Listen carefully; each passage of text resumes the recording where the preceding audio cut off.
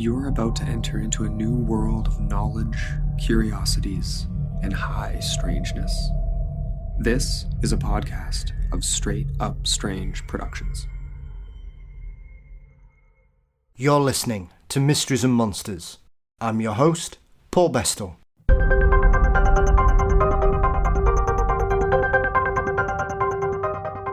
We head out to the west coast of Canada on this episode as we visit the small town of Revelstoke in British Columbia. It seems that not all is what it appears in this quiet town. Scratch beneath the surface, and all manner of strange and unusual encounters lurk in the shadows. Author, podcaster and creator Brennan Storr joins me to cover the incidents he covers in his newly updated book, A Strange Little Place. From strange lights in the sky, disappearing people, remote viewing, hauntings, Sasquatch and more, Revelstoke seems to be a hotspot for high strangeness. But before that, as always, don't forget you can support Mysteries and Monsters by signing up at patreon.com/mysteriesandmonsters. $4 a month gets you ad-free episodes, guaranteed early releases, bonus content, and more. You can also click the link on the show notes as usual. Mysteries and Monsters is across all social media platforms: Facebook, Twitter, Instagram, Mastodon, and please subscribe to the Mysteries and Monsters channel on YouTube. You can also visit mysteriesandmonsters.com for news, episodes, merchandise, and more.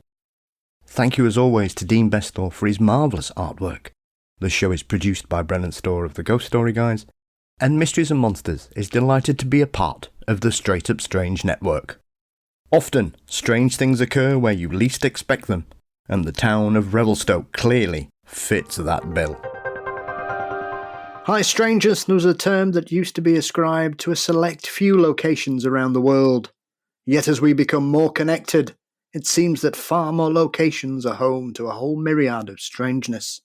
One such place is the town of Revelstoke in British Columbia, and author, podcaster, and lover of strange films Brennan Storr collected them in his newly updated book, A Strange Little Place. Brennan, welcome to Mysteries and Monsters. It is an honor to be here, my friend. Big fan of the show, as you know. This feels a bit like what grown-ups would talk about when they went to relate, I suspect. It's very unusual to be interviewing somebody I work with so closely over the last couple of years. I was thinking that. I thought, okay, so I have to avoid making the usual number of jokes I typically do, of the nature I typically do, and also avoid talking quite so much.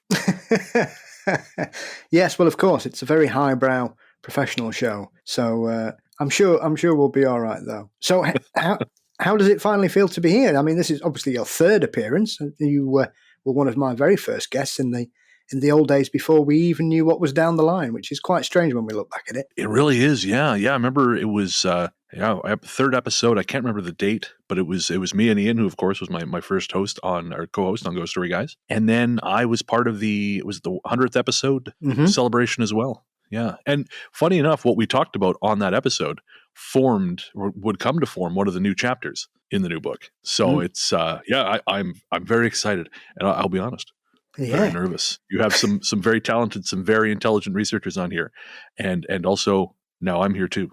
So you're in illustrious company, and don't worry about it. As I always say to some people off air, I'm like a duck. I look serene as I glide across the top of the pond, but underneath my feet are paddling away like mad. Oh, I like that. I'm going to steal that.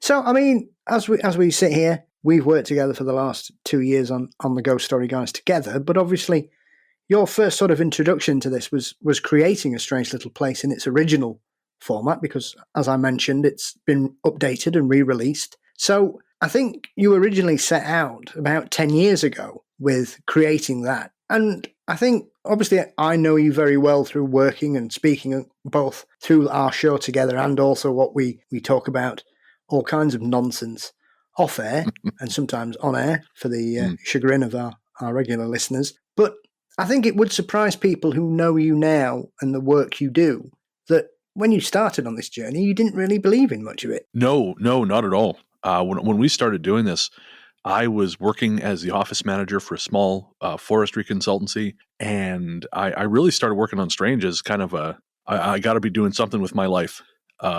make work project. And really, I guess I'd had some experiences with the paranormal, but nothing terribly dramatic or that I thought about to any great degree. Once I started really digging into it, then I realized, okay, I might actually have much more of a history with this stuff than I thought. But no, I like to joke that I was basically I started as an atheist. Is how it, I used to be one of those nothing is real but what I can see in front of me, man, kind of guys. I was raised Catholic and I didn't like it. It was not a pleasant experience, and so I just kind of turned that sort of half-assed rebellion towards anything remotely interesting that it was not immediately apparent. But so no, it was all completely outside my realm of experience, and you can kind of see that in the book. I was very cautious with my language in a lot of ways because, again, at the time I was still working for the consulting company, and it's kind of funny now to think of me being concerned about my professional image, but at the time I was. Yeah. I think as well, it's one of those things that how you view the world of the paranormal and the strange now, or even probably when the book had first come out back in 2016. Yeah. When you look at that and you look at the experiences you had as a child, I find it very interesting that there's this kind of gap that it took you probably to start writing the book to then look back at some of the incidents that you'd witnessed and been aware of as a child, and then thought, actually, it's one of those things, Brennan, that there's this kind of gap from a very strange paranormal experience as a child to late 20s, really. Yeah. Well, I think it speaks to something you and I've talked about quite a bit on Ghost Story Guys, which is that when you're dealing with these subjects, particularly with experiences that don't fit into the framework we typically assign to the world, I think your mind functions as a sort of immune system. And I think it takes those things and shunts them aside. They don't fit, they don't make sense. And so they just kind of get pushed under the floor of consciousness. And until something triggers that memory, they just stay there. And I'm like that anyways. I have ADHD, and so quite often I'll forget whole swaths of knowledge until someone will mention a little mnemonic, and all of a sudden my ridiculous knowledge of like Italian cop films from the 70s will come forth. But yes, until someone mentions pasta or something, it just stays in beneath the floor of consciousness. And I think it was like that with my paranormal stuff. I've always been really intrigued about the hospital incident, because hospitals are somewhere that most people these days would presume would be haunted regardless. And I think as television and the media has got involved in this, we've got the regular series that appears across the world now, Haunted Hospitals, which a friend of ours, Morgan, often appears on, sure. Giving her sort of input into that kind of thing. And I think they're on season 4 now. And it's always that kind of thing, that there are certain professions that deal with death and people departing this world, that I think it's one of those aspects of the paranormal now that people will just assume that a hospital would be haunted. But I think your experience is quite odd, because it doesn't fit in that normal box of what the stories usually are from a hospital environment. Yeah. So, I mean, I'm going to be a bit of a bitch here because I don't even really like the word haunted. I mean, we use it on the show because it's useful, right? It's useful shorthand and everyone knows what we mean. But as I say in the book, I think all the different things that represent the paranormal, there are probably a number of different things, So, I mean, for example, the Revelstoke Hospital, something I mentioned in the Whispers part of the book, which is just things I couldn't develop into larger stories. People who work in the kitchen, sometimes at night, just before the end of their shift, will hear a woman screaming. Well, no one knows where it's coming from. And is that a haunting? So what does that, what does that mean? Is it a trapped spirit, or is it the replay of high emotion? Who knows, right? That's one of the big things we don't know. But the experience you're referring to, that even if we sort of accept haunted means spirit of the dead, it doesn't fit into that framework at all. And of course, the short version of the story is that I think I was about 4, maybe, I want to say. My mother was in the hospital, and we went to go visit her on a Sunday after the family had breakfast. We were upstairs visiting her, and the Revelstoke Hospital it's 3 floors, only 2 of which are used. So after the visit, my family, I wanted to stay with my mom a little bit longer, and my family said, okay. My grandfather specifically said, okay, well, you know where the elevator is, so when you're ready, just come downstairs and we'll be in the lobby. So I, stuck around for a few more minutes. I remember going into the elevator, hitting the button, and when I got to the ground floor and the door opened in front of me, I expected to see the lobby. It's not really what I saw. And of course, this being 35 years ago, it's hard to say the memory is pristine, but what I saw looked like the lobby, but the light was wrong. Everything was a sort of weird, deep blue color. It was like I was looking at a place that hadn't been used in a long time. And actually, specifically, what I remember thinking is this must be what's behind the triage desk. Because obviously you walk into the hospital and there's the desk. And so I assumed I was looking at the hallway beyond that. Yeah. But it was scary because I wasn't sure what I was looking at. And eventually the doors closed in front of me. Then the doors opened behind me. And my grandfather went, "Oh, there you are." And, took me by the hand and let me out. And I specifically remember asking him, I told him what I'd seen. And I said it was scary. And he said, "Oh, it's okay." He said the hospital, when they built it, they only had enough money to use the front half. So we only use the front half of the hospital. And I believed him, Paul, for 20 years. Maybe longer. Yeah. And it wasn't until 2017 I was listening to an episode of Grayling Report, and I had this memory come back. And I thought, oh, geez. And my mom now, she works at the hospital. She has for a long time. So I called her up and I said, "Hey, if you're going downstairs," I explained, what would you see? Would you see what I described? And she said, "There is nowhere in the hospital where the back door of the elevator opening would show what I had seen." She said, "On the ground floor, it's a corridor to the operating room. It's always been that. It's brightly lit. It's just a corridor. Downstairs would be another corridor. The morgue is down there, but it's still a corridor. It's, again, well lit. Second floor is where I started." And she said the elevator didn't go to the third floor. The third floor was storage, but the elevator didn't go there. And so it doesn't make sense. There's nowhere I could have seen what I saw. And I would have just written it off. But my wife, funny enough, is really into things like psychic readings. And as you and I have talked, neither of us are necessarily wholehearted believers in every one of these people. But, she was very keen for me to meet this one woman. So I went. And this woman said to me, she said, "Write down your questions, any questions you have." So I wrote down what happened that day in the hospital. That's all I wrote down. And she claimed afterwards, after the reading, she said, your grandfather came through and he said, "Brennan, do you remember when you were a little boy and you used to drift between dimensions?" And that's all I have. And I don't have an answer. I'm not saying, that was me drifting through a dimension. I'm just saying that is what happened. And I don't have an explanation for it, but it was a strange experience. And it was in a part of Revelstoke that I've since come to learn is home to a number of these things, different kinds of high strangeness. Yeah. And I suppose as well, when you look back on it now, when you first started pulling A Strange Little Place together, and as you've said, you weren't sort of all in on any of this, really. Do you think that's allowed you to appreciate some of the things that happened in your past and what your family would explain away in a more mature way than you would have ever anticipated? Because as with both of us, I'm sure that where we thought we would be 10 years hence from 2012 is probably nowhere where we are now. Yes, to say the least. I think not being a believer when I started definitely gave me a clearer eye towards these things, because I think one of the mistakes we make as researchers, although I hesitate to call myself that because I don't do a lot of research these days, but I think one of the mistakes we make is we come preloaded with all these assumptions about what everything is. Like I said earlier, but a haunting is a ghost, it's a spirit who's stuck to this realm, and so forth. And I think that clouds our ability to assess what we're experiencing and what we're seeing.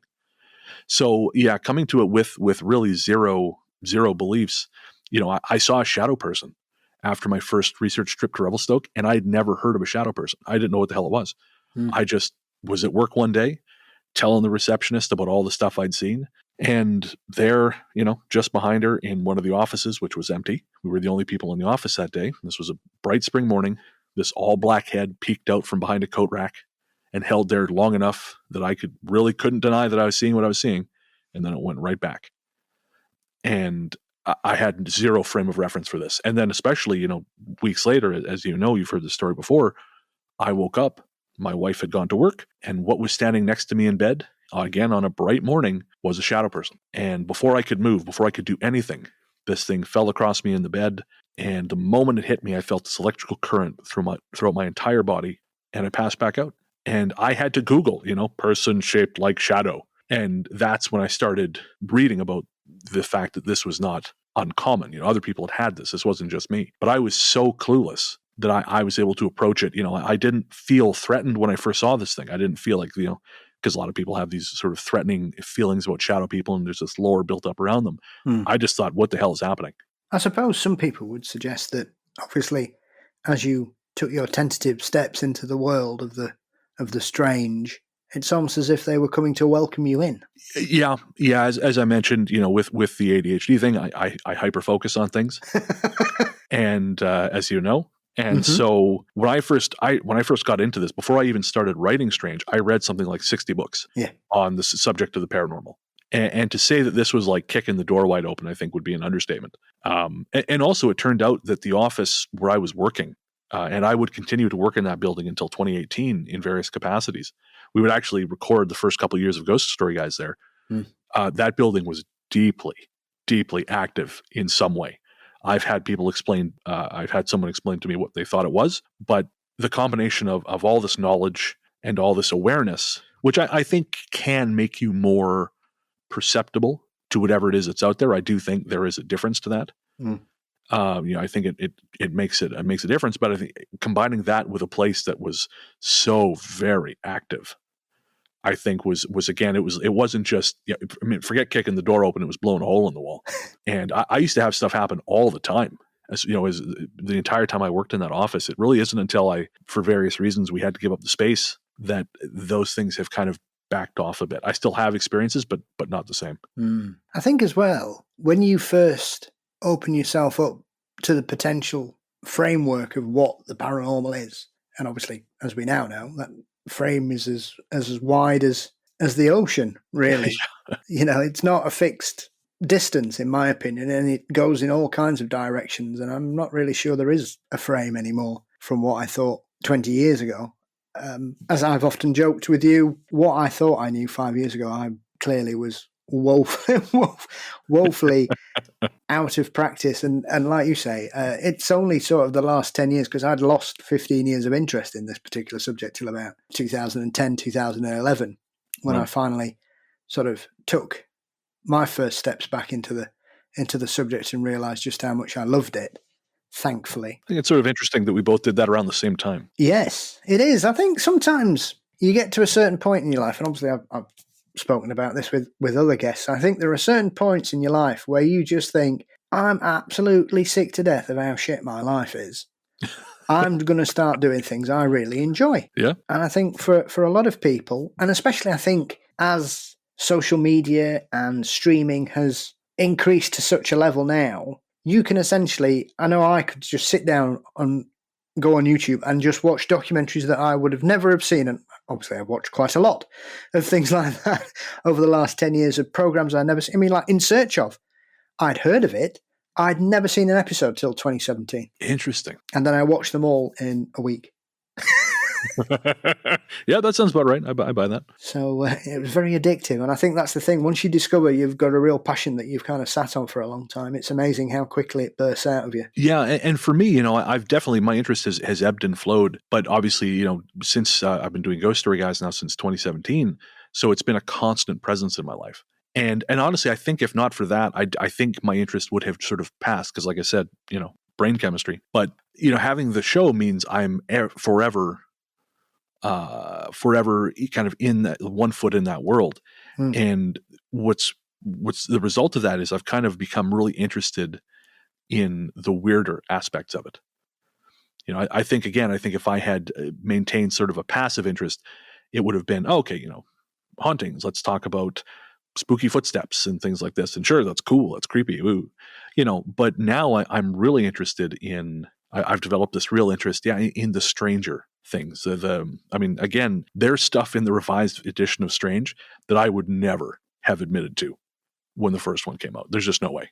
You know, the chapter on the Arrow Lakes, you know, I added, which is it's a region south of Revelstoke, that once upon a time the road used to lead to these communities which had been flooded in the 60s when we dammed the Columbia River. And I had an experience there which I document in a subchapter called The Flooding Darkness that I never would have admitted to. You know, I never would have talked about that publicly. And my theory, you know, I come up with a theory that, again, I get into a little bit in the book as to why that area is that way.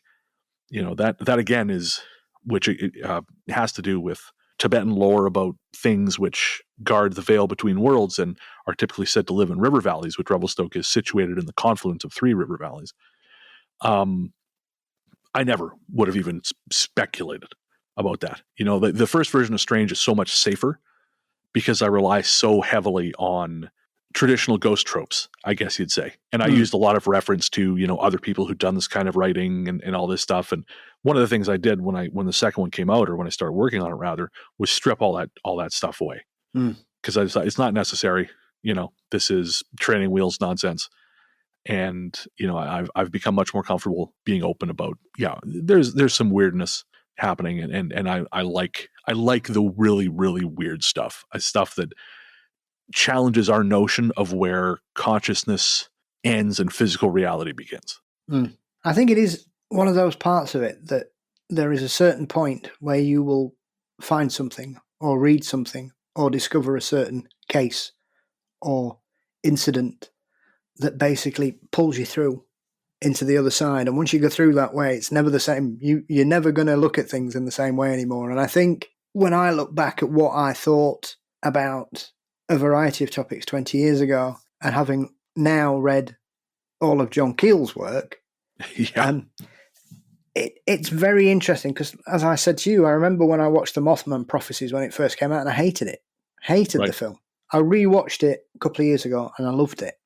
So I think probably not being as precious about things and understanding how creating a product that's more accessible for normal people, shall we say, I think gives me a bigger appreciation of the work that he did and that particular thing. Because I look at it and I think, actually, I think a lot of people, when they look at that story and they really dive into it, they start going, hang on a minute, what the bloody hell is all this about? I'm just wanting to watch a film about a flying Mothman.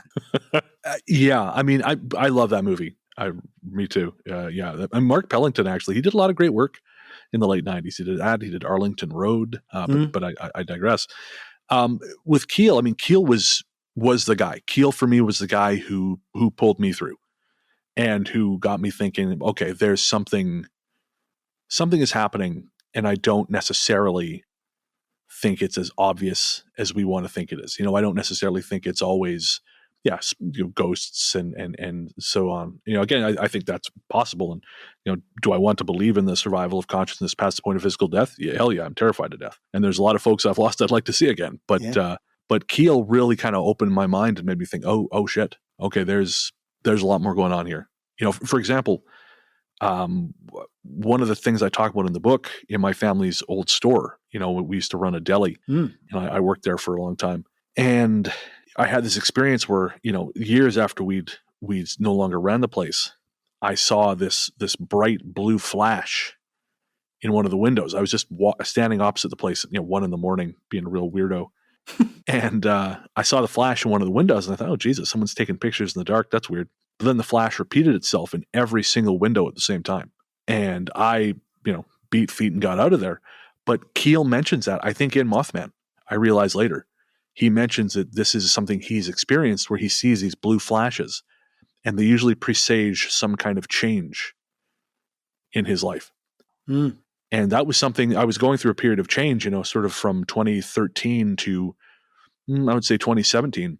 And I really, I saw this happened several times in different places, in Revelstoke, and then later when I was living in Victoria, in my old office. There would be these blue flashes. And again, without Keel to provide some context for that, I probably would have written it off myself. Yeah. I think the thing, as I've said, it's one of those particular books where I think people look at it and they read the title and they know about what happened around the TNT area and everything like that. Yeah. And I think there are two versions of the Mothman in popular culture. There's the version where everybody focuses on the strange flying cryptid, which is not a stoke, and then you've got everything else that was happening. And I've always said that I've always found everything else about the Mothman situation in Point Pleasant far more interesting than the handful of sightings of a strange flying creature. Oh, absolutely. And I think it's that thing where people, they don't like stuff that doesn't fit. So we've got the story, you've got the cryptid. That's a great story. Did the cryptid presage the bridge collapse? Well, maybe. Who knows? Did he cause it? Maybe. Who knows? Mothman out there just cutting girders with a blowtorch. But God damn it. But right, crafty bastard. But see, get me going, Paul. I was not going to swear on your show. You're allowed 3. Okay. I'm going to save that last. Was that 2? I'm going to save that last one. That's okay. Anyways, but it's the other stuff. It doesn't fit. And again, I think because people come to this stuff with their own narratives, they don't like that. They don't like the weird poltergeist-like phenomenon that accompanies UFO sightings. Yeah. Which I think is interesting because it reminds me about, when Dion Fortune would write about the failed invocation of air elementals, which would have the same effect. It would be like these poltergeist-like destructive things. And it makes me, because I've always wondered if there's some kind of, if we are to believe there's something is like earth spirits, then perhaps what we're seeing when we see these, certain UFO events, maybe that's what we're seeing. And there's all these little threads, but again, you've got to be willing to let go of your preconceptions and just kind of accept what comes. And again, I think that's what annoys a lot of people about the stuff around the Mothman. People who don't want to engage with the different things that happened. Well, I think that applies to all aspects of the paranormal, regardless of what field it is or where it begins, because there will always be researchers who will ignore things because they're either not interested or it doesn't fit into what they're after. And you get this, whether it's cryptozoology, hauntings, ufology, high strangeness, there will be things that occur that people will either ignore or say, oh, well, that's too silly. And I have to say that there are things I am far more open to and have discussed on this show that 5 years ago, if you'd have said to me I would be having conversations about the Fae in the modern era, I'd have laughed in your face. Sure. And now I'm one of those people that I think I really didn't know anything. We just got to get you to come around to the fact that Bigfoot's a British alien and we're all set. That's going to be a long wait, mate. That's a hard sell. That's fair. I just had to once we were talking about this, I got to mention Bigfoot's an alien. Well, don't send me, but that's very possible. I know, there are stories in and around Revelstoke of Bigfoot, of course, because it's a very remote place. And well, not very remote, but the next town to the west is 45 minutes. The next town to the east is 90 minutes away. And there are combinations of those things. On the subject of the Fae, as you know, that's something I've struggled with. Yes. Because coming to this as a non-believer rather, you do that thing where you put your hand on the stove, just to make sure it's hot. And, certainly we did that in the early days of Ghost Story Guys. We did episode 27 was about the good folk. And I was stupid, man. I said a lot of stupid stuff. And if you had told me that 6 years hence, I would, be the kind of person who just puts whiskey out and maybe some bread and honey when I've got it and is very cautious with what he says to be respectful, I wouldn't have believed you because I just thought, you say whatever the hell you want. But over time, you evolve with evidence, I think is the thing. You evolve with experience, right? And if you can't do that, then I don't know what the hell you're doing. But you have to be willing to accept that, okay, I talked a lot of shit about these people and things went very badly for me. So I should stop doing that now. And you have to let go of the fact, we don't like this idea that, for example, that people don't like the notion that UFO encounters have anything spiritual connected to them. But there's a story in Strange where these people saw a young woman hitchhiking by the side of the road at the same time as these lights were happening in the sky. And then there was a flash and she was gone. And if I recall, the lights were gone too. Yeah. And again, it's confounding because we like to have a clean narrative. And I just generally speaking, I don't think I think if this stuff is happening the way we think it is, then the solution to this is quite frankly, it's probably beyond our comprehension. I do think that. It's like when people talk about the notion of God, and I think, well, I mean, not to get into the whole thing here, but if we're actually talking about the all-knowing creator of the universe, the scale of this creature, the scale of this thing is beyond our ability to comprehend. And so I think to a certain degree, you have to kind of let yourself go and say, okay, well, there's going to be shit I just don't understand. Well, exactly. And at the end of the day, we're only limited in that understanding by our own knowledge. And what we know now is incomparable to what we presumed 100 years ago. We knew next to nothing. I mean, 100 years ago, people were saying, I've seen all these canals on Mars through my telescope, and there's people running about and all this. And people go, oh, right, brilliant. Yeah, of course there is. And now we clearly know that some people were just making up palpable nonsense about things like that. Or you even consider the things such as meteors. Up until 250 years ago, they were dismissed as absolute nonsense. How on earth could rocks fall out of the sky? What absolute rubbish. And, now it's a multi-million-pound business. As soon as a meteor lands, there's people around the world go scrambling to recover it because they know it's a guaranteed seven-figure sum they're going to get for it. Yeah, well, that's it, right? I mean, again, in Revelstoke, and I talk about this in the revised version of the book, we had a meteor explode above the city, north of the city, in I believe 1965, and it was a spectacular thing. I mean, the fireballs that passed overhead produced 10 full minutes of thunder, according to news reports, and the hunt for pieces of the meteor was so intense that you had people trying to sell bits of furnace slag as genuine meteor chunks. And it was, in the end, I think they only ever found 1 or 2 pieces of this kind of rock known as carbonaceous chondrite that there was a piece of this meteor. I think, what did I read? It represents something like 3% of the total space rock recovered, this particular kind of rock. And it was named Revelstoke because it was so close. But yeah, it's and there's another story in the book that a meteorite is possibly one explanation, depending on who you ask. It's called the Rogers Pass Fireball. But as you say, without any kind of understanding, well, something fell from the sky, you're crazy. Yeah, it is. It's one of those things. I mean, obviously, there's a very famous incident that happened here, I think, in the 18th century, which is one of those amusing stories that you occasionally hear about meteors, that if someone had been tilling the wrong field, they'd have been killed by the damn thing.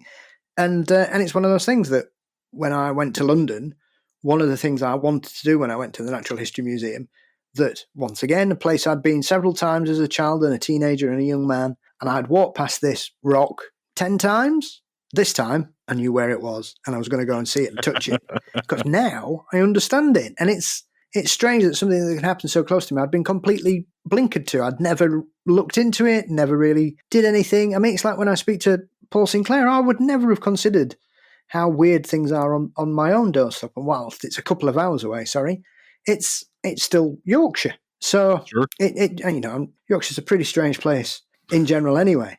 But to discover it's even stranger than I could even have imagined when I used to read things about what was going on in places like Bridgewater and Point Pleasant and the things that were happening in Pennsylvania in the 70s and places in the 60s. You just think, as Linda Godfrey, bless her, said to me the first time I spoke to her, I said, have you any advice? She said, start on your doorstep, and you'll never know what you might find. And she was true. She was absolutely spot on. Yeah.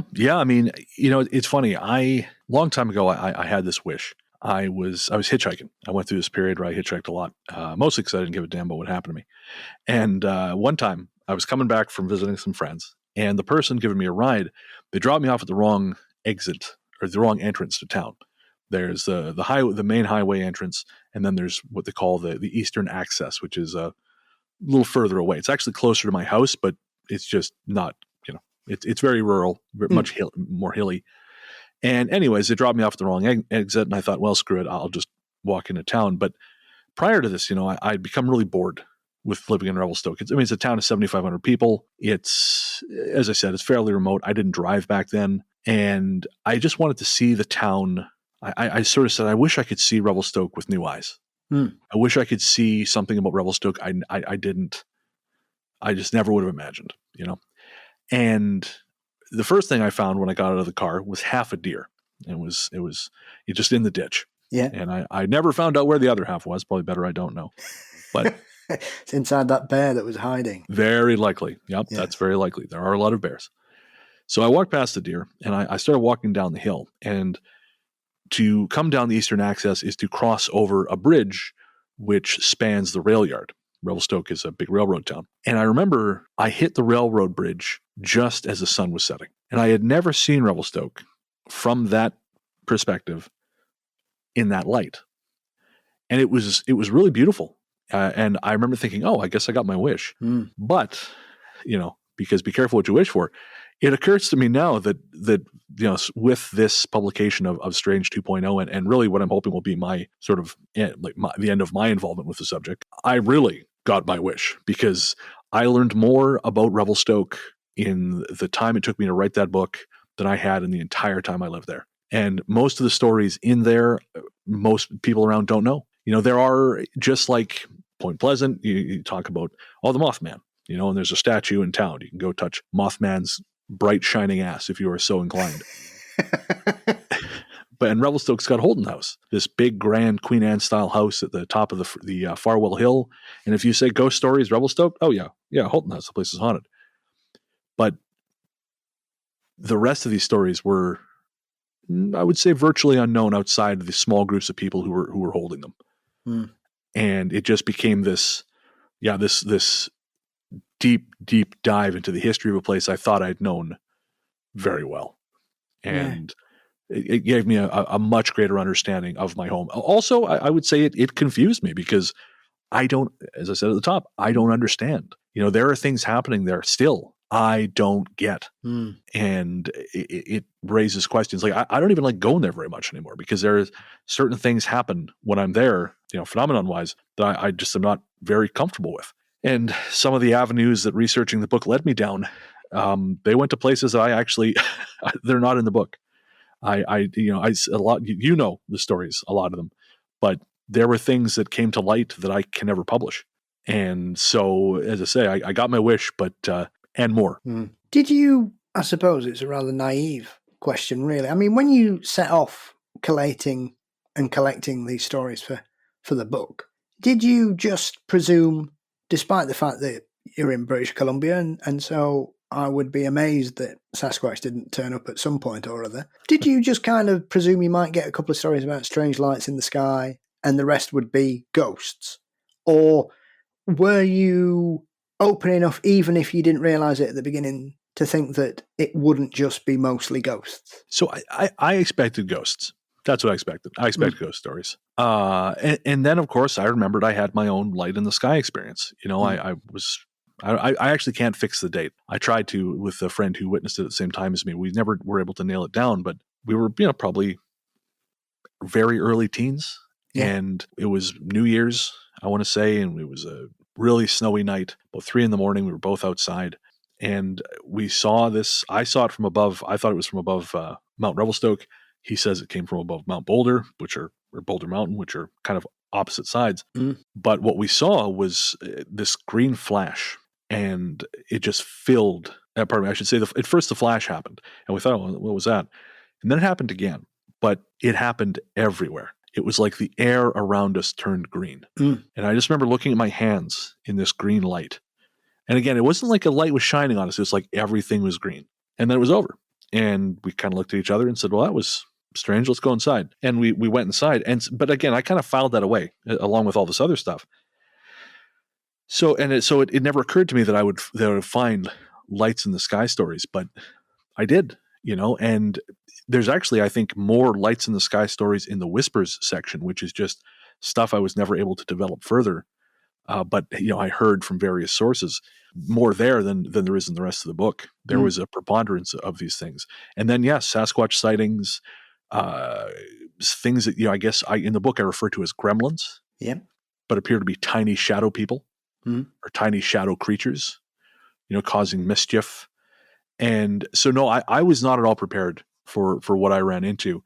And I mean, Sasquatch, as I joke with you on Ghost Story Guys, Sasquatch was kind of something that I was not open to at all. But then I interviewed a friend of mine who I'd gone to school with, and he had an experience, and he would never have mentioned it if I hadn't asked him.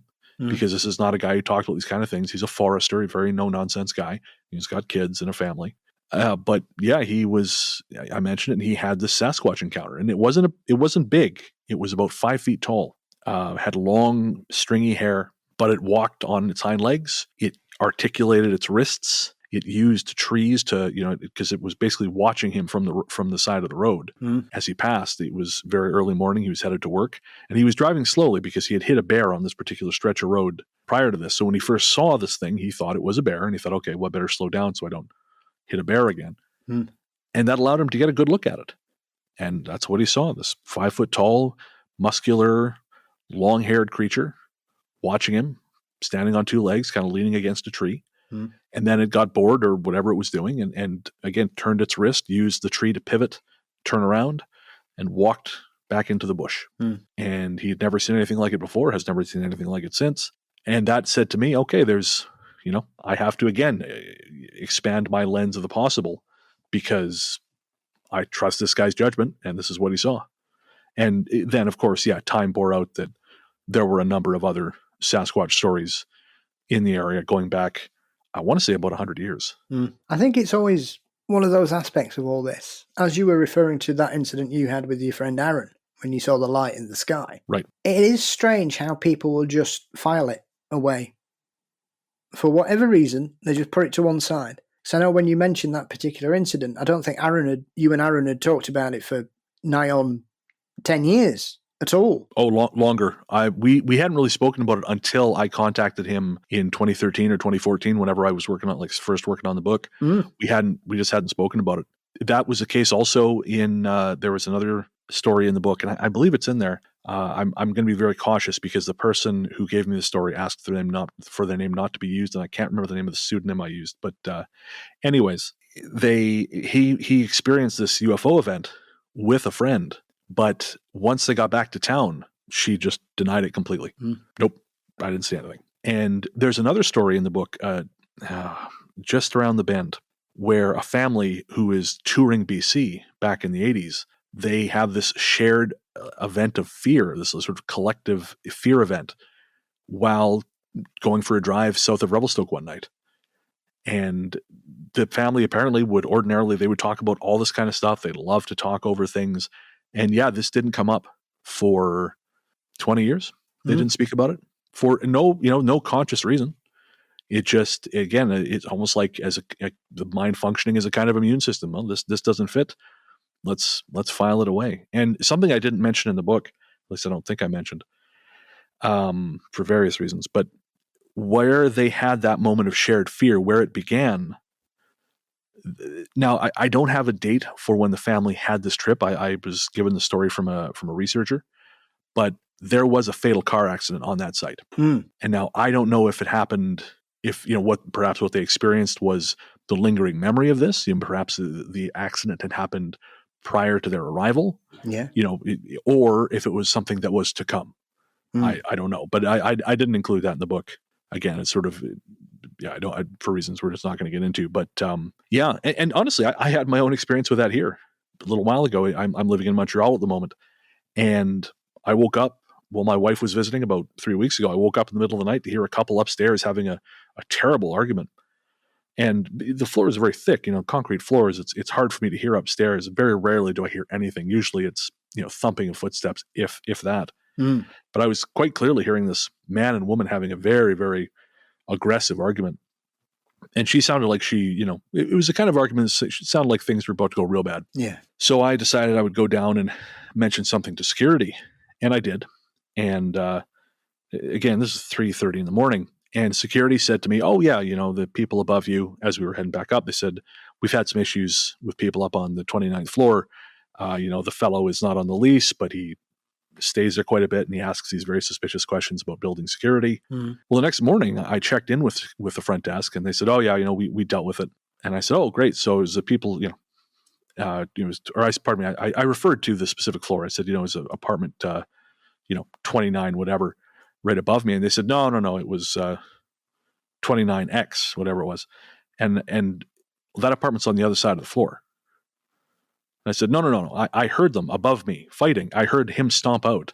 I heard him slam the bedroom door. Then I heard him slam the front door. They said, no, the people above you, it was two young girls. They didn't have any company last night. Their neighbors didn't hear anything. It was the people across on the other side of the floor. But I can't stress enough, for me, in order for me to hear this, it would have had to have gone through the concrete floor above me, the concrete walls, basically an entire bank of elevators, and another one, possibly two apartments. There's no physical way for me to have heard those people have that argument. There's just no way, but I did. And I mentioned this to the security guy not because I wanted him to go ooh or anything like that. I just thought, just make this make sense for me, man. Yeah. Because, I this is my job now, but I still am not used to this stuff happening to me all the time. And he just said, he just kind of shrugged, and that was it. That was the end of the conversation. I don't know. And he'll never think about it again. And I can think about nothing but. I'm always perplexed when I speak to people and they tell me something weird. Like when I had my party for my birthday and the day after we were cleaning up, and the manager, we were talking about something, and my friend who was helping us mentioned we were talking about something, and the manager said, oh yeah, we've got a ghost here. Well, we think we have, we're not sure. And so he basically said, yeah, one night we were all sat down, it was about 11:30 at night, all the lights were off, and somebody walked past outside. So we jumped up, we ran out, there were nobody there. And he just went, it was right weird. I was like, what? What? You were literally outside in about 3 seconds. There was nobody there, nowhere for them to go. And you just go, yeah, weird that. I honestly think it's just because what else do you do, right? Otherwise you have to think about the implications, and most people just don't give a shit. They're worried about other things. It's just not important to them. I mean, even myself, again, it's more relevant to me because I'm a full-time podcaster podcasting about the paranormal. But, after the experience I said to you, I just file, it's a good story for the show, and then you file it away because what the hell is you going to do with it? And honestly, if you think about it too much, then it goes into some very, very questionable areas. I mean, the story, my first month here in Montreal, a friend took me for a drive one night. And when I got back to my room, I curled up in bed, fell asleep. And that night I had a terrible nightmare, which, generally speaking, I hadn't been having. And I woke up and I thought, well, that was terrible. And I rolled over. And as I went to roll over, I gasped because there was a hooded figure standing over me in bed. And as I gasped, it kind of jerked in surprise. This thing just zooped away. It was like this the end scene of Poltergeist, where it just gets sucked away and it was gone. Yeah. And I mean, I could have sat there chattering my teeth and thinking, holy Christ, till the sun came up. But I just, okay, well, that's the thing that happened. Great story to tell Paul the next morning. And that's about it. I'm always impressed with people that have experiences during the night, Brennan, and they just go, oh yeah, and then I went to sleep. Oh, okay. Brilliant. I mean, sometimes I think that's just it's just like a survival mechanism. You think, well, screw it. I'm not going to think about this anymore. I am shutting off, and whatever will be, will be. Also, too, I mean, I do think there is an element of influence there, because when I had that experience I mentioned with the shadow people way, way back in 2012, I had no control. I mean, again, a shadow person fell across me in bed, and I felt electricity. This is not something that you would think would lend itself to sleeping, but immediately I just passed out. And sometimes I wonder if these things just overwhelm our ability to process. And so we just, crash out. There's that movie, and I can't remember the name. I don't think it's The Uninvited, but it's a classic ghost film from, maybe it's The Haunting, the 1963 version of The Haunting. I can't remember, but someone in the film uses the metaphor that, because of course they're talking about ghosts, but they say, if you don't believe in these things at least a little bit, if it happens to you, it just blows the doors off your mind completely. Whereas if you leave the doors open a little bit, there's room for belief. You can kind of, it just makes it easier to accept. And well, I mean, that's a movie. I think there's some truth to that. I think if you've got, if you're open a little bit, then yeah, these things happen, and you go, okay, so it's easier to process and accept. But if you have no frame of reference whatsoever, I think it's a hell of a lot easier to just, close your eyes and zoop out and go back to sleep and pretend it never happened. I suppose one of the interesting parts you would have probably had to address as well doing the updated version, Brennan, is that one of my particular favourite stories in the book is the footsteps at the old drive-in. Oh, interesting. There's an aspect of that where you've gone back when you were doing the updated version to find out that people who you'd spoken to previously said, no, well, I'm not really sure anything's happening here. And then after you'd spoken to them 7-8 years ago, then they started paying more attention and realised that, yeah, actually there's loads going on here. Yeah. That was interesting because that person, it was actually shortly before the book went to press, the first edition went to press, that she told me this. But yeah, she had never had any experiences. Very no nonsense lady, very tough lady. An old friend of my family. And she was just not at all interested, did not believe in any of this stuff. But yeah, she started having some experiences. But what's really interesting is when I was interviewing her after we had that conversation, she said, X has happened. She opened up to me about an experience she'd had. And this isn't in the book, but she had a massive heart attack a couple of years before and it almost died. And the last thing she remembers is she, felt the pain and she thought, okay, I'm pretty sure I know what this is. And she has a friend, a very close friend. And she remembers thinking, I can't die. She needs me. And she remembered a conversation that she'd had with his friend, and the friend had told her, oh, you can't die. I need you. And she just remembers like being in this moment of this conversation. And the next thing that she knows, she's waking up in the hospital on the table. And it was like for the period she had died, essentially, she just lived in the moment of this conversation. And, I don't necessarily think it means anything, but it's sort of a fascinating insight into that little moment, of death and our perception of time, which I think really plays into this stuff. I think our perception of time and the way it works differently outside of sort of physical meat space, I think is an important part of paranormal phenomena that we just, it's too hard to conceptualize, so we don't address it. Yeah, very true. I remember listening to a show, just before Christmas when I was doing some research, and one of the hosts said, why do people only talk about old-fashioned ghosts? Why do people only see medieval ghosts? And I thought, have you not read anything that's been released in the last 50 years? Yeah, no is the answer. Because I just find that remarkable that someone may have an interest in this subject and has no point of reference for anything outside of Roman soldiers and Victorian maids wandering around.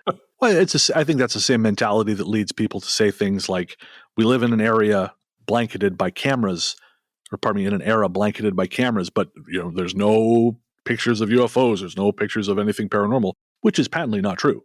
These pictures exist. You and I have seen pictures from sources we trust, which show things that cannot exist.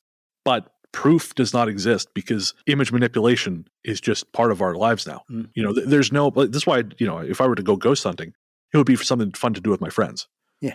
You're not proving anything to anybody because there can be no conclusive proof of this thing. But it's the same mentality. People who say, well, if it was real, we would have pictures. Well, we do have pictures. I mean, Christ, the U.S. government's released videos. Well, that's not, okay, yeah. So you're not really interested in having a conversation. You just want to make noises. And I don't even think you have to be that invested in the subject to be able to say these things. But again, I think it comes from people who just love to toss off half-assed arguments. And I mean, you and I have talked many, many times about lazy skepticism, which is something I find particularly annoying. Yeah, very much so. I mean, often people are very surprised when I say I'm quite skeptical about a lot of things because there's a lot of absolute nonsense out there. Oh, yeah. A prime example, I don't know if you've seen this, there was that video that was circulating that had allegedly been recorded on a police CCTV camera outside a police station in India, which is quite possibly one of the worst edited videos I've ever seen in my life.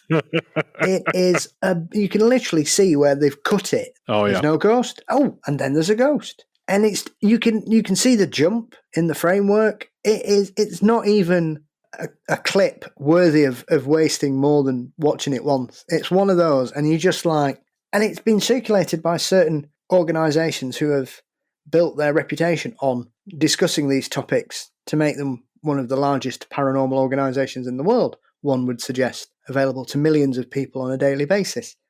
Right. I find it incredible that someone would promote something that bad over some other things, and it always is the same things. It's like, I've seen the Tic Tac video so much, I'm actually beginning to think I was on that fighter. Now, I think I'm David Fravor. For all I know, you could be. But it happens so many times. It's like when anybody talks about the Enfield poltergeist, they will usually show that picture of Janet jumping through the air. Oh, yeah. And ignore everything. The Enfield is something that's very close to me, because I find it incredible how certain people will just ignore everything they can't explain to the aspects they can. Say, oh, well, it was that, or it was that. And it's a bone of contention. I don't understand why people presume skeptics don't lie when they can't explain things. Oh, yeah. Yeah. Well, yeah, that's it, right? We live in this era where contrarianism is just, it's venerated. Do you have anything that like, no, it's just no, it can just be no. And I'll be honest, like this is a place where, see, you've hit the bitch button. But, part of the problem, in addition to lazy skepticism and contrarianism, because when I was a teenager, I had guy friends who they were just, well, but what if no, man? What if it's all not true? All right, whatever. Put the bong away. Fine. You're 16. But as we as a culture have slipped into just a permanent state of adolescence, this has become an accepted mode of thinking. Everything's just no. This is why Joe Rogan's doing so well. In addition to all that nonsense, I think that part of the problem, and again, I recognize the hypocrisy of me saying this, it's an industry. The paranormal has become an industry. It's an entertainment industry. And in order for something to make money, because we all want to make money doing this, again, I'm just as culpable as everyone else. I make a living doing this. Not much of one, but I make it. It has to be entertaining. And this is one of the reasons I've always resisted doing video for the show, in addition to the fact I'm an ugly bastard, is that there's not enough, it's just, there's no point. It's interesting, sure. Yeah, okay, that's a video. Cool. That's very interesting. But if you've got an ounce of sense, most of the stuff is pretty suspect. But if you've got to keep entertainment coming, if you've got to keep people watching, then you've got to compromise your integrity at some point, and you got to show something that you probably know is nonsense. But we got to keep those ratings up, and I think that's a huge part of the problem. I think that's why I think we reached the pinnacle, and I could be wrong. You know a hell of a lot more about this stuff than I do. You're much more dialed into the current state of investigation, but I will say I think the peak of investigative quality into this subject was the 70s. I think guys like Keel were sort of the peak of that. One, because I think he had the resources to be able to travel. One of the reasons I'll never write another ghost book is because, if I can't go to the place and talk to people there, well, what the hell's the point? I'm not going to research a friggin' book online. I know there are many talented researchers who do that. I can't work like that. And it doesn't make what they're doing less valid. It just means the way my brain works, I can't.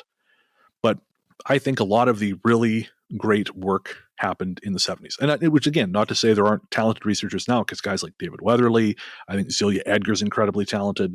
There's a lot of people out there doing really great work now.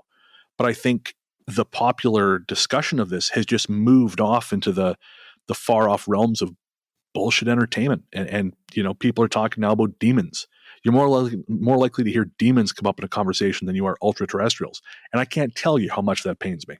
I think entertainment has clouded the way we view this subject to the point where it's very difficult. I think it's difficult even to get primary sources now because, and again, I could be talking about my ass, but because people are so, their concept of how all these things work is so polluted by entertainment. By the Conjuring movies. What do the Warrens say? God help us. Well, there's more than one movie? I don't even, let's just not, no, I don't think there was. They just made the one. It was great, and they stopped there, and Ed and Lorraine Warren were put in a capsule and launched into the sun, and there was peace in the valley. All your complaints, mysteriesandmonsters@gmail.com. Well, it is. I mean, there's a show that's still on, which I watched a few episodes when it first started about 3 or 4 years ago, and it was every week it was showing well-known fake and hoaxed footage and going, oh, is this whatever? And I just had to stop watching it because it was just making me angry. Because everything they showed, I went, no, no, it isn't. No, no, stop that. No. And it's still on. Sure. And you just think they might end up showing something real eventually when they get around to it. I doubt it. But it's not with TikTok out there. No, I'm not going to start pitching. So I can't tell you the number of people who've sent me TikToks and said, "You got to check this thing out. This guy's apartment is haunted." No, I bet it's not. It's just not. Yeah, I get lots of Bigfoot ones sent to me. Oh, totally real, all of them. What luck! We were on TikTok. We just happened to capture this and all our content is Bigfoot devoted.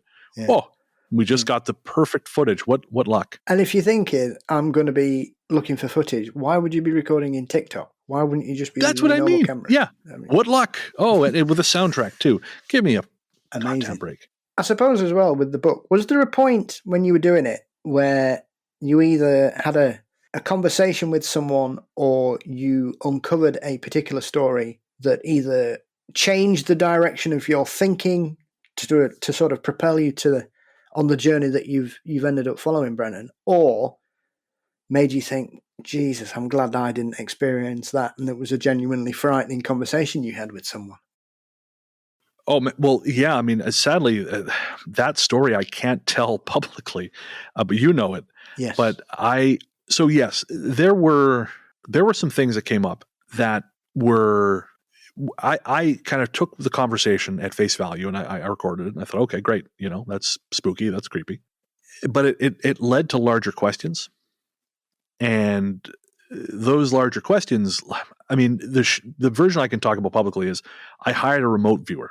I hired someone I had met at a conference back in 2015 and to do some work for me. And I expected the response I expected was to be A or B. And what I got was C. And that is what ultimately led me to the theory I talk about in the book with the entity south of town. That led me down paths that I was not expecting, which also include 6 missing men over the course of 5 months, I want to say, in a stretch of woods, basically. I mean, it was several communities, but it's not that big. And for 5 men to go missing, or 6 men, pardon me, to go missing in that stretch, 3 of whom were never found, is to me suspect. And the other 3 who were found in the water. And this particular conversation, the first one I mentioned, it just propelled me in a completely different direction. And it's the one thing that I discussed where I actually came to be concerned about my safety a little bit. And it just made me very aware of certain movements and certain, don't go to certain places by yourself. And also it made me realize I need to be careful about the questions I ask, because it made certain things much more real. I mean, just as for instance, the remote viewer came back with a bunch of diagrams, and the remote viewer the remote viewer had farmed this out to one of her students, and he had come back with a bunch of diagrams. He was apparently a very gifted student. And again, without saying what I had him looking for or where or why, I will say that, these diagrams he showed me didn't make much sense to me. But I worked in the cannabis industry for a couple years. And so I got to know some people who worked in that market, both white market and otherwise. And one of the gentlemen I spoke to who worked in the otherwise part of the industry, I showed him the sketches. And he said, "Brent, this is a black market grow." And he showed me, and what we were looking at, he said, "This is the HVAC system for a black market marijuana grow in a sea can, so in a shipping container." And he said, "Do you know who normally does this, right? It would probably be the Hells Angels or another motorcycle gang." I said that. He's like, "Yeah." He said, "So whatever it is you're doing, stop it." And that was the end. Yeah.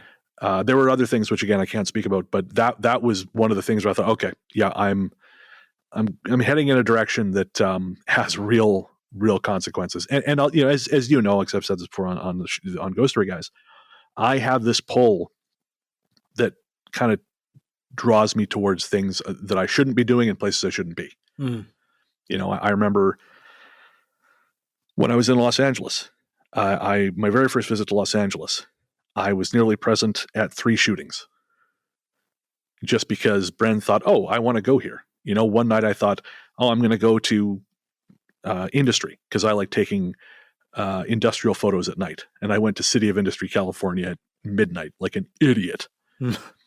And the whole time I felt jangled. I couldn't figure out why I felt jangled. I assumed it was just because I was in an industrial suburb, which is 12 square miles with about 200 people living in it. So it's empty as hell at midnight. But no, it turns out the cops had, I pulled up to an on-ramp where the police turned me around because they said, we have a shooter up on this freeway.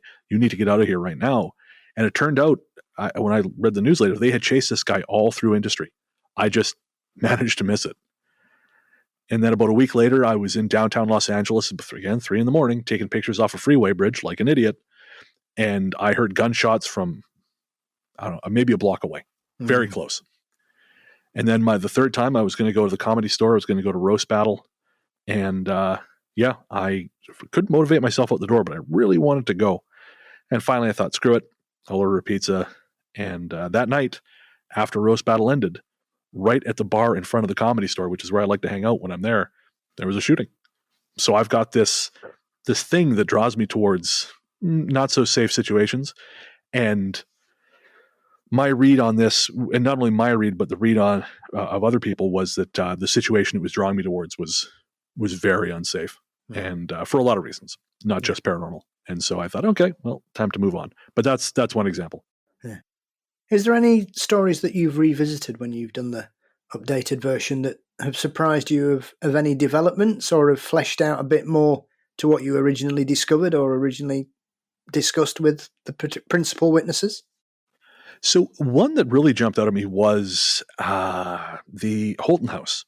Mm-hmm. Holton House is, like I said, it's the prototypical haunted house. It's this big old Queen Anne style house built in, I want to say, 1897.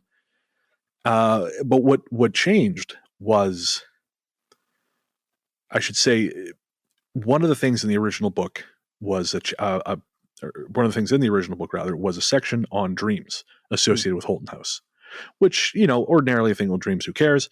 But I had spoken to several different people who had dreamed about there being bodies either stacked or buried to the right of the house. If you're standing in front of the house, to the right. And in one of the dreams, one person remembers there was a building there, and there was a garage, and there was a body stacked inside. Someone else, you remember, dreamed about bodies being buried there, and both people dreamed about someone coming out of that building at them. And I thought, okay, well, that's interesting enough to warrant including in the book. But then I happened to reconnect with a family friend who is now an attorney in Rome, and we hadn't spoken in years. One of those family members who says, "Oh, the last time I saw you, you were this big," kind of thing. Yeah. And I mentioned Holton House, and this person said to me, "Oh yeah, I used to have nightmares about that place." And the nightmares were startlingly similar to the ones the other two people had encountered, and they don't really have any social connection.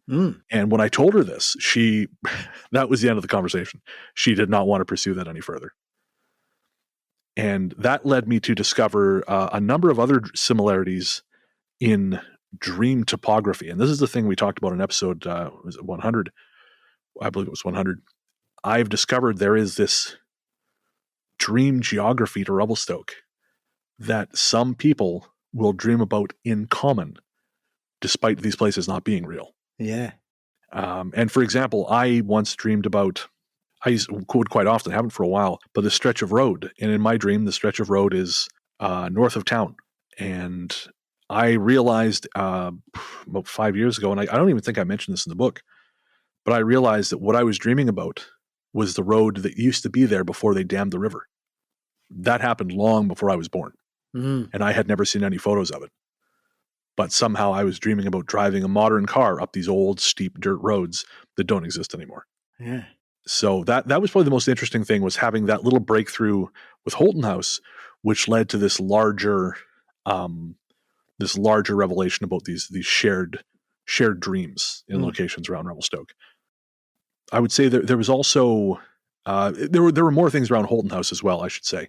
It turned out, I posted about it in a local group, and there were a number of people who had just little anecdotal stuff, but people who had been involved with that house over the course of its lifetime, and there was a lot more happening there than I thought. And not surprising, because it's, I don't like to say I'm not necessarily very sensitive to these things, but when I visited Holton House, it was a lot.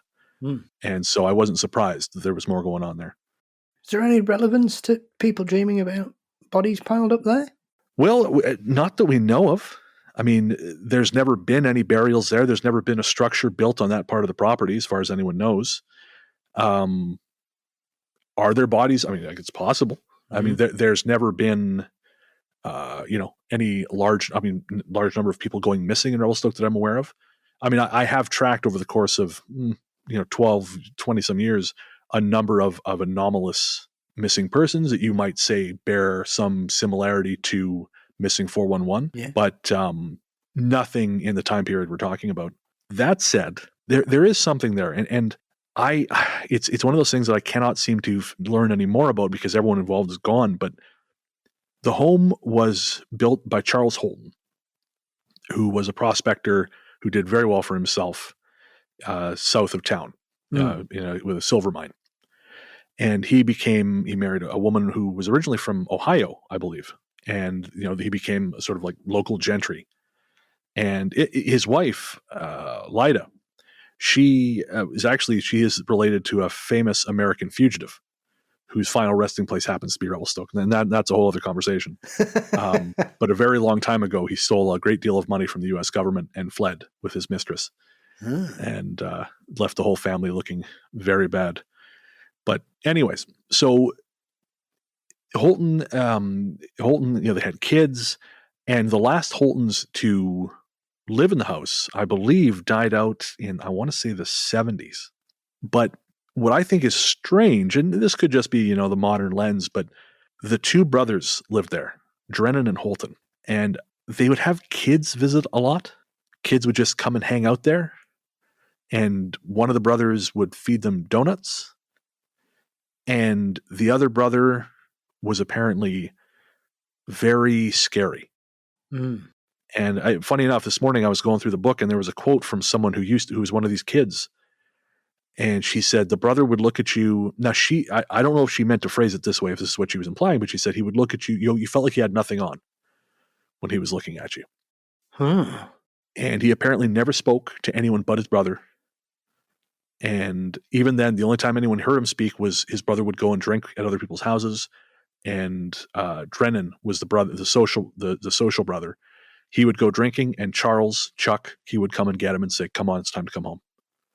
But that's it. And these brothers lived in this grand, but from what I understand, at that point, rapidly dilapidating house together for decades. And again, maybe it's just me being a little bit, again, using that modern lens to look at past things and feel a bit funny about them. But it seems odd to me that a bunch of little kids hang out in this house with these two men, one of whom is apparently very strange. And so, and in the end, it appears that Brennan married his cousin, and they died, or that's the claim at least, they died together in the house. But I almost think the marriage was done to maybe draw suspicion away. I don't know. I'm speculating at this point, but if what I'm saying is there is something weird about the decades those brothers spent in that house. Yeah. And if you told me that that Chuck was putting people in the ground, well, again, I wouldn't necessarily disbelieve you, but there is no evidence to suggest that whatsoever. And to the best of my knowledge, there are no bodies actually buried there. So what's the house used for now? It is now a bed and breakfast, so you can imagine how happy they are with me. In fact, shortly after I did my first research visit there, some new billboards went up on the highway, which said, I think at the time it was called Mustang B&B, in large prominent brackets, "Not haunted." So if I don't do anything else with my life, Paul, I cause those folks to really blow out their advertising budget. Well, it was like when I was up at the Bishop's house recently, and I got speaking to one of the staff there, mentioned about the white lady, and she just went, "Oh, I'm not interested in any of that nonsense," and that was it. Oh wow, just no. Yeah. All right. Yeah.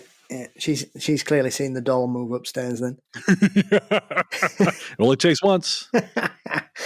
So obviously, as you mentioned, the book's come out. So have you got an appetite to write more in the paranormal, Brennan? Or have you do you think this is enough for you and you've got enough going on in other aspects of your paranormal interest to keep you going?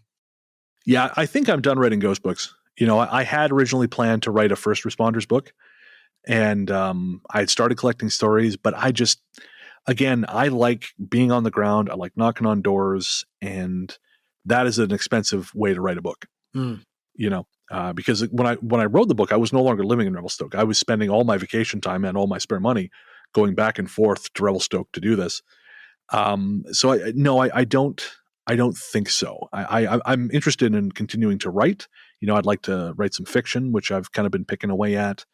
But my interest in the paranormal is definitely served by ghost story guys. I'm never far away from that world, and I just can't see myself writing another ghost book. I mean, I'm always hesitant to say never because that always bites me in the ass, but it seems unlikely. Well, as we usually say never.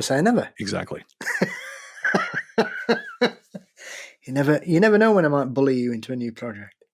Okay, well that's different. If I'm doing it with someone, that's a hell of a lot more interesting. That's why I didn't do ghost story guys by myself. Who the hell wants to do that? Jesus. I'm a very lonely man, Paul. I like company. That's all right. I'm glad to give it. So, my friend, where can everybody follow your work, get a hold of a copy of the book, and tell us about the Ghost Story Guys for anybody who's not aware of it? Sure, yeah. Well, we'll start with the Ghost Story Guys. Ghost Story Guys is a bi-weekly podcast where you and I tell true life stories of the paranormal, first-person encounters. We talk about them. We sort of dissect them through a lens of fun and camaraderie, and we like to be frank about our own issues with mental health and talk about the world.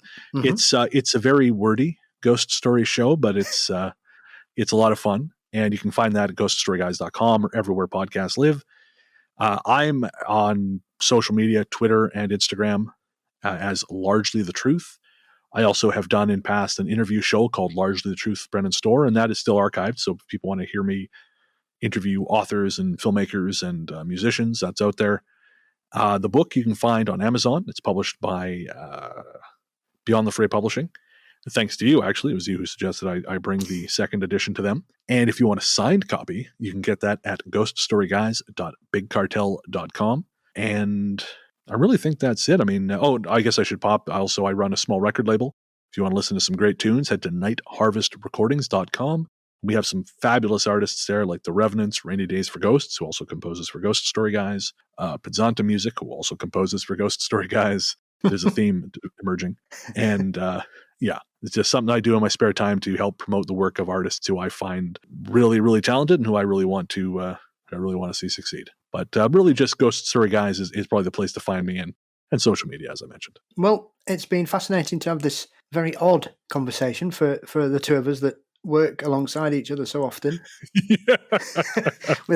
without disappearing down many a rabbit hole and tangent as we normally do, my friend. Yeah. There was no half-hour diversion about zombie movies. Or when I'm going to fit in watching In Search of Darkness Part 3. Yep, there's also this.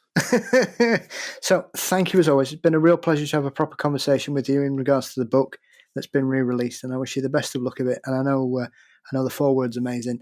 So thank you, my friend. And oddly, I will speak to you in about 2 days. Yes, sir. Thank you, man. It's been an honor.